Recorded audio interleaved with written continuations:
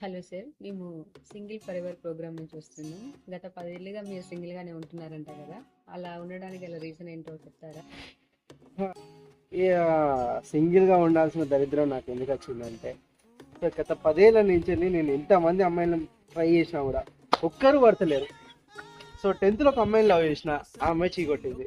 So ఇంటర్లో కూడా ఒక అమ్మాయిని ట్రై చేసిన, ముఖం అద్దంలో చూసుకోమని చెప్పింది. సరే బీటెక్లో అమ్మాయిని ట్రై చేద్దామంటే ఈ అమ్మ బీటెక్లోనే అందరు మింగిల్ అయిపోతున్నారు. ఇక నాకెక్కడ దొరికారు అమ్మాయిలు. ఇక ఏం చేయాలో తెలియక ఆంటీలను ట్రై చేద్దాం అనుకుంటే వాళ్ళు కూడా ఇక అమ్మ చీ కొడుతున్నారు. ఛీ, నా దరిద్ర బతికి ఇక ఏ అమ్మాయి రాదనుకుంటాం. సో ఓకే మేడం, మీరు కమిటెడ్ అండి? నాకు మ్యారేజ్ అయిపోయింది. మీరు కూడా కమిటెడ్ అయితే మాలాంటి పనుల పరిస్థితి ఏంటంటే ఇంకా జీవితాంతం మీరు సింగిల్గానే ఉండాలా చెప్పండి? సింగిల్గా ఉన్న జీవితాల గురించి ఒకటే చెప్తున్నా, ప్రౌడ్ టు బి సింగిల్ అని మేము ఎప్పుడైనా చెప్పుకుంటాం, బికాస్ మాకు అమ్మాయిలు దొరకరు కాబట్టి.